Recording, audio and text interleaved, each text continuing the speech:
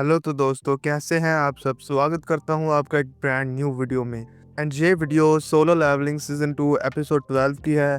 तो चलिए बिना टाइम वेस्ट किए एपिसोड 12 को स्टार्ट करते हैं। तो स्टार्ट में लाइव ब्रॉडकास्ट बंद किया जाता है क्योंकि सारे एस्ट्रैक हंटर्स एक के बाद एक करके मर रहे होते हैं। एंड मीडिया वाले नहीं चाहते कि इनको टीवी पर दिखाया जाए क्योंकि वो मरे हुए हैं। इसलिए वो डिसाइड करते हैं कि लाइव ब्रॉडकास्ट बंद करना ही अच्छा होगा, क्योंकि इन्हें लगता है कि अब कोई फ़ायदा नहीं है, अब सब खत्म होने वाला है और इन्हें कोई नहीं बचा सकता।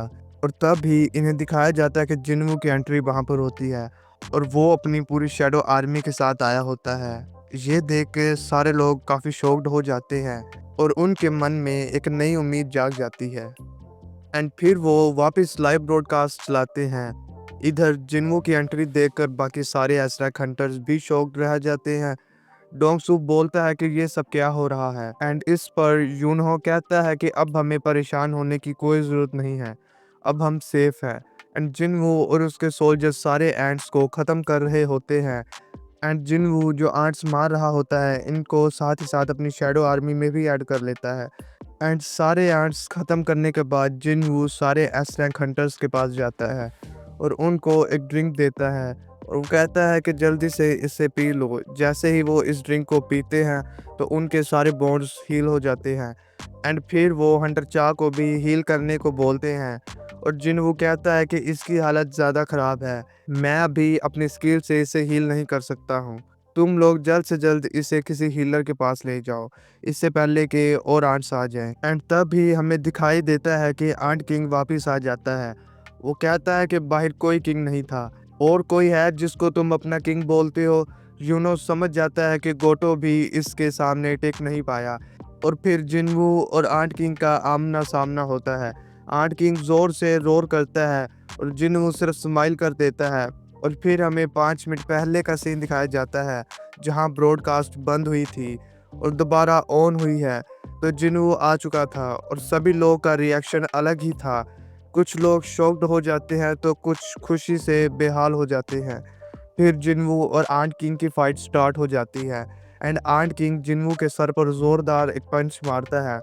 इस पंच का प्रेशर इतना ज़्यादा होता है कि वहाँ पर धूल ही धूल उड़ने लगती है और एक बड़ा ब्लास्ट होता है और वहाँ इतना स्मोक होता है कि किसी को कुछ नहीं नज़र आ रहा होता। एंड एक एक करके सारे एस्ट्रैक हंटर्स को लगता है कि जिन्वू ने अपने एनिमी को अंडर एस्टिमेट कर दिया। इन्हें लगता है कि शायद जिन्वू भी मारा गया। एंड आंट किंग भी कहता है कि तुम किंग नहीं हो सकते, तुम कोई और हो। लेकिन जैसे ही स्मोक ख़त्म होती है तो हमें दिखाया जाता है कि जिन्वू बिल्कुल ठीक खड़ा होता है और इसे कोई भी खरोच तक भी नहीं आई होती। एंड तब ही जिन्वू अपने डोमिनस्ट्रेट एबिलिटी से आंट किंग के मुंह पर एक जोरदार पंच मारता है। सिर्फ एक पंच से आंट किंग हवा में उड़ जाता है। एंड वो सब हंटर्स शॉक्ड रह जाते हैं। एंड आंट किंग जितनी स्पीड से उड़ता हुआ गया था इतनी ही स्पीड से वो वापस जिन्वू पर अटैक करने आता है। बट जिन्वू सिर्फ एक हाथ से इसका अटैक रोक लेता है और दूसरे हाथ से और एक और पंच मारता है। इसके बाद हमें दिखाया जाता है कि आंट किंग की बॉडी पर बहुत स्ट्रॉन्ग कवच होता है एंड जिन्वू के पंच से वो थोड़ा सा क्रैक तो हो जाता है। आंट किंग को समझ नहीं आ रहा होता कि ये सब क्या हो रहा है। इसके बाद जिन्वू एक और पंच मारने वाला होता है लेकिन आंट किंग हवा में उड़ जाता है और जिन्वू पर एक पॉइजन अटैक करता है और वो पॉइजन इसके फेस पर लग जाता है जो कि एक पैरालाइज पॉइजन होता है। एंड इसका असर जिन्वू पर होना शुरू भी हो जाता है। एंड किंग कहता है कि तुमने बहुत कोशिश की लेकिन अब तुम्हारे मरने का वक्त आ गया है।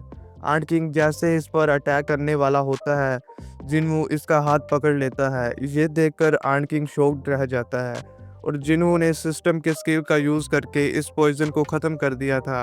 एंड जिन्वू फिर एक ज़ोरदार पंच मारता है और आंट किंग दूर जाके गिरता है।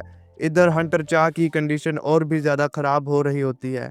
एंड जिन्वू सोचता है कि मुझे इस लड़ाई को अब जल्द ख़त्म करना होगा और जिन्वू बड़ी तेज़ी से आंट किंग पर अटैक करने लगता है और आंट किंग गायब हो जाता है।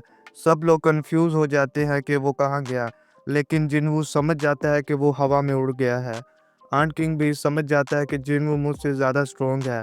एंड आंट किंग समझ जाता है कि अगर मैं इसे फिजिकल बैटल में नहीं हरा सकता तो मैं इसे अपनी स्पीड से हराऊंगा और इसके लिए फेस टू फेस फाइट का भी कोई मतलब नहीं।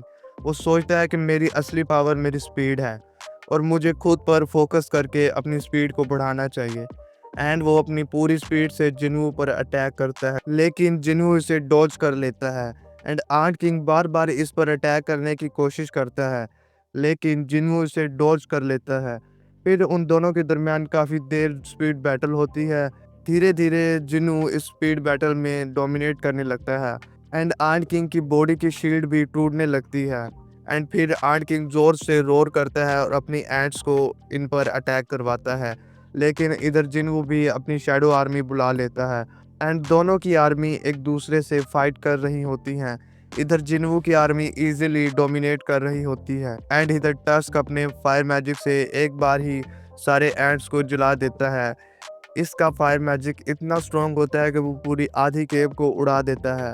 एंड ये देखकर सारे हंटर्स शॉक्ड रह जाते हैं और वो सोचते हैं कि क्या टस्क एक एसरैक हंटर है, ये इतना स्ट्रॉन्ग कैसे हो गया। एंड इधर आर्ट किंग अपनी सारी आर्ट्स को मरते हुए देखकर घबरा जाता है और सोचता है कि मुझे यहाँ से भागना पड़ेगा। जब वो वहाँ से भागने लगता है तो जिन्हू इसे पकड़ लेता है और इसके पंख तोड़ देता है। एंड फिर जिन्हू अपने दोनों डैगर निकालता है और फाइनल अटैक करता है और आंट किंग को पूरी तरह काट के ख़त्म कर देता है और आंट किंग मर जाता है। और इधर यूनो बताता है कि चा की हालत बहुत ज़्यादा ख़राब है। जिन्हू सोचता है कि मैंने बहुत ज़्यादा टाइम वेस्ट कर दिया, मुझे जल्द से जल्द हीलर ढूंढना पड़ेगा। तो गाइस यहाँ पर सोलो लेवलिंग खत्म होता है। तो अगर आपको ये एपिसोड पसंद आया हो तो इसको लाइक शेयर एंड कमेंट ज़रूर कर देना और हाँ, सब्सक्राइब करना मत भूलिएगा।